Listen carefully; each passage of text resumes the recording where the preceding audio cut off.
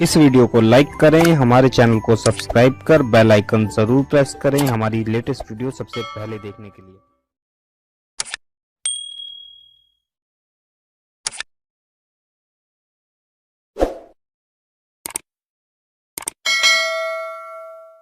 उड़ाने के लिए नहीं भेजा, आवारा गर्दी करने के लिए नहीं भेजा, औरतों पे बदनजरी करने के लिए नहीं भेजा, किसी का घर उजाड़ने के लिए नहीं भेजा। अगर एक छोटी सी नेकी रास्ते से तकलीफ देने वाली चीज को हटा के नेकी कर सकते हो तो कर लो, कब्र में काम आएगी। एक पैसा किसी गरीब की झोली में सदके के तौर पे डाल सकते हो तो डाल दो, कब्र में काम आएगा। हमने कब्र की क्या तैयारी की? अल्लाह के हबीब सल्लल्लाहु अलैहि वसल्लम फरमाते हैं, कब्र जन्नत के बागों में से एक बाग है या जहन्नम के गढ़ों में से एक गड़ा है। तुम पर छोड़ दिया गया, अब तुम अपनी कब्र को क्या बनाते हो बनाओ। या जन्नत के बागों में से बाग बना लो या जहन्नम के गढ़ों में से गड़ा बना लो। कुरान कहता है, अल्लज़ी खलक़ल मौत वल हयात लियब्लुवकुम अय्युकुम अहसनु अमला। अल्लाह ने जिंदगी और मौत पैदा करके तुमसे इम्तिहान लिया है, कौन थोड़ी सी जिंदगी को पाकर अच्छा अमल करता है। अच्छे अमाल के लिए आए हो, अच्छा अमल करो। क्यों पाप करते हो, क्यों गुनाह करते हो? जिस वक्त मौत आएगी मेरे भाइयों, आज तुम अपनी जवानी पर गुरूर करके क्या नहीं कर रहे हो। आज तुम अपनी जिंदगी पे तकब्बुर करके वो कौन सा गुनाह है जो हमारी जिंदगी में मौजूद नहीं है। मजाक में भी झूठ बोलना हराम है, झूठ अपनी आदत बन गई। ऐसा मत करो। अपनी गुफ्तगू को इख्तिताम पर ले जाते हुए कहूं, कब्र क्या है सिर्फ इतना समझ लेने वाला इंसान कब्र की तैयारी करेगा। बात कब्र की आ गई है तो मैं अर्ज करूं, वहां का तो दिन भी रात से खतरनाक है मेरे भाइयों, वहां का दिन भी रात से खतरनाक है। तो वहां की रात का आलम क्या होगा? अगर अपने कमरे में हम हो, लाइट ऑफ हो जाए, लाइट चली जाए, पंखे बंद हो जाए तो अपना 10 बाई 10 का कमरा हमें परेशान करने लगता है। अपने कमरे में छिपकली चूहा देखकर हम डरते हैं। 10 बाई 10 के कमरे में अंधेरे में और गर्मी में अपना मन नहीं लगता, हम बाहर निकल करके आते हैं। जब कब्र में अंधेरा होगा, कब्र में गर्मी होगी, कब्र में तारीकी होगी तो बाहर निकल कर जाओगे कहां? कब्र में ठंडक लाना है, नमाज पढ़ो, नमाज पढ़ के आका की आंखों को ठंडक पहुंचाओ, नमाजी बनो। सबके लिए टाइम है, रब के लिए टाइम नहीं।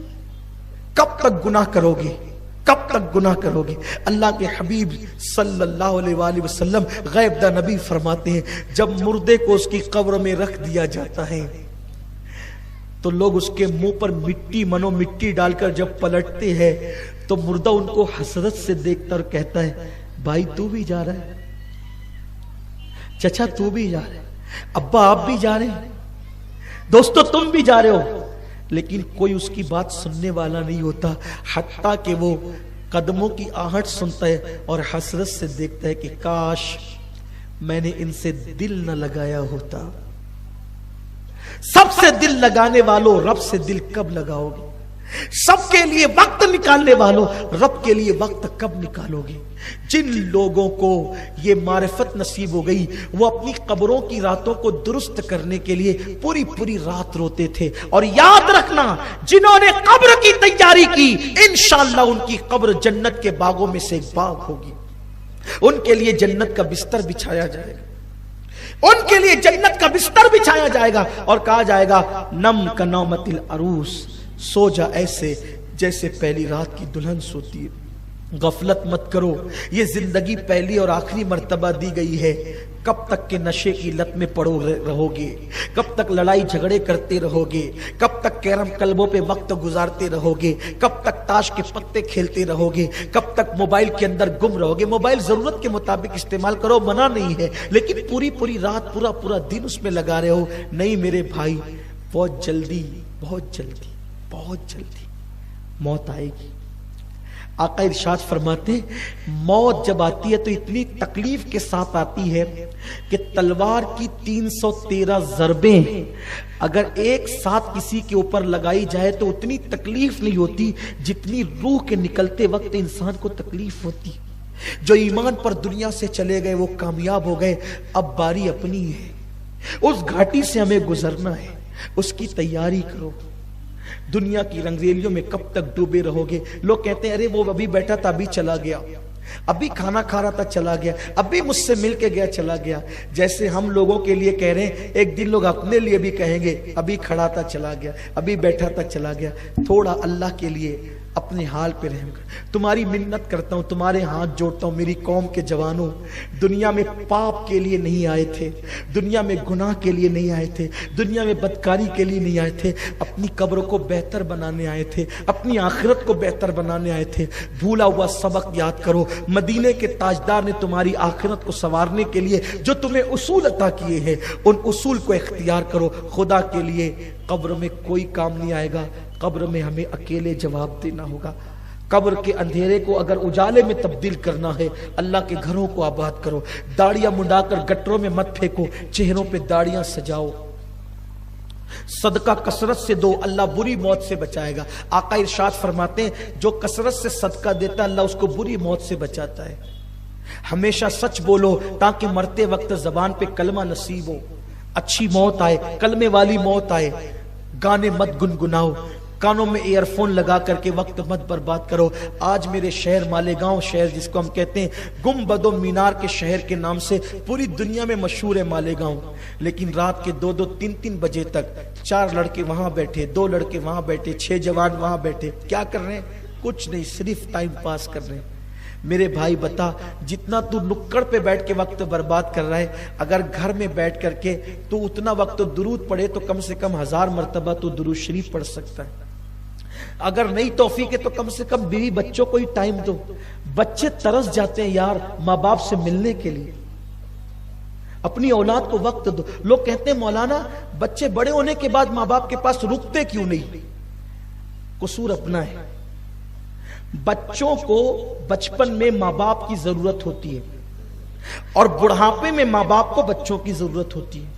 تو بچپنے میں بچے آپ دیکھتے ہوں گے کہ ہر جگہ آنے ضد کرتے, ابا میں بھی آؤں گا, امی میں بھی آؤں گا. کیوں؟ اس کو ماں باپ سے اتنا لگاؤ ہے کہ وہ ہر جگہ ماں باپ کے ساتھ رہنا چاہتا ہے. لیکن ہم بچوں سے رابطہ نہیں بنا کر کے رکھتے اور ہم ان کو دور دور دور دور کیے رہتے ہیں, دوستوں میں, یاروں میں, اس لیے اس میں ہمیشہ لگے رہتے ہیں. ان کو ٹائم ہی نہیں دیتے. سب کو ٹائم دیتے, بچوں کو ٹائم نہیں دیتے.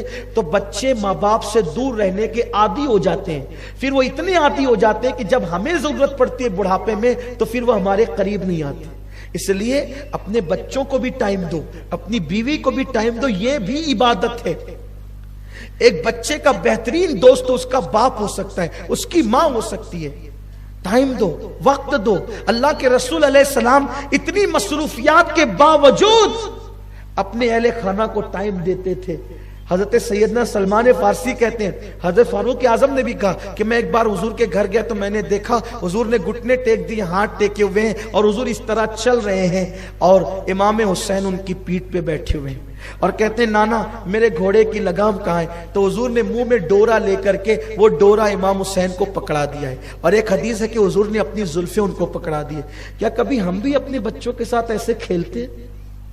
ہم نے کبھی بھی بچوں کو, یہ امام حسین کی فضیلت اپنی جگہ ہو گئی, لیکن ہمیں اس سے اسوہ کیا ملا کہ ہم نے بھی تو کبھی بچوں کے ساتھ بچہ بن کے کھیلنا ہے. رات کے 3-3 بجے تک نکڑ پہ بیٹھو گے تو بچوں کو ٹائم کب دو گے؟ اور بیٹھنے کا فائدہ کیا ہے؟ حیرت ہے کہ تمہیں لوگ آ کر کے کہتے ہیں کہ گھروں میں جاؤ, تم لوگوں کو سکھانے آئے تھے, دنیا آج تمہیں سکھاتی. کیا دین آ گئے؟ آج مسلمان جتنا بدنام ہے اتنا کوئی بدنام نہیں ہے. کتنا رونا رویا جائے, کتنی بات کہی جائے. ارے نئی نیند آتی, کتاب پڑھو, گھر میں جا کے قرآن پڑھو, تفسیر پڑھو, دینی کتاب پڑھو, حضور کی سیرت پڑھو, اللہ کے حبیب علیہ الصلوۃ والتسلیم کی سیرت طیبہ کا مطالعہ کرو, وقت کا صحیح استعمال کرو.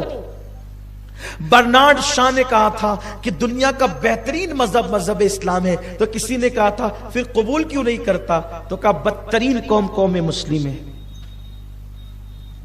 یہی ہو رہا ہے. اس لیے یہ پروگرامات اس لیے منعقد کیے جاتے ہیں ہم اپنے دین کی طرف آئیں. سنی دعوت اسلامی کا مقصد آپ کو دین کے قریب کرنا ہے، اپنے مذہب کے قریب کرنا ہے، مسلک کے قریب کرنا ہے، بھولا ہوا سبق آپ کو یاد دلانا ہے. الحمدللہ اس علاقے میں ہمارے مبلغین درس دیتے ہیں اور لوگوں کو دین کے قریب کرتے ہیں، نمازیں سکھاتے ہیں. انشاءاللہ تبارک و تعالی اس علاقے سے 28 اور 29 دسمبر کو قافلہ نکلنے والا ہے. قافلہ جو نکلتا ہے اس میں بنیادی باتیں سکھائی جاتی ہے، بھولا ہوا سبق یاد دلایا جاتا ہے، آخرت کی فکر دلائی جاتی ہے، بہت ساری چیزیں سکھائی جاتی ہے. آپ سے میری گزارش ہے کہ اگر اللہ نے آپ کو وقت دیا ہے تو آپ اللہ کی راہ میں 2 دن کے لیے نکلے، قافلے میں اپنا نام لکھائیں. ہمارے مبلغین سفید امامے پر آپ کے درمیان موجود ہیں. اگر آپ قافلے میں سفر کرنا چاہتے ہیں 28 اور 29 دسمبر کو انشاءاللہ قافلہ یہاں سے روانہ ہوگا اس علاقے سے. آپ نام لکھائیں، ایک مرتبہ آپ قافلے میں سفر کریں گے تو آپ کو پتہ چلے گا کہ قافلے میں کیا کیا سکھایا جاتا ہے اور اس کی لذت کیا ہے. انشاءاللہ آگے آپ خود اس کے لیے اپنے آپ کو تیار کریں گے. اللہ تعالیٰ سے دعا کرتا ہوں اللہ ہماری دنیا اور آخرت کو سنوار دے. گفتگو کے درمیان کوئی غلطی ہو تو اللہ معاف کرے. استغفر اللہ ربی من کل ذنب واتوب الیہ. السلام علیکم. رسالت کے پروانوں ہر سنیچر کو بعد نماز عشاء سنی دعوت اسلامی کے عالمی مرکز اسماعیل حبیب مسجد میں سنی اجتماع ہوتا ہے. تو آپ حضرات پابندی کے ساتھ اس میں شرکت فرمائیں. سنی دعوت اسلامی کی website sunni dawat islami.net پر وزٹ کریں اور بہت ساری دینی معلومات حاصل کریں.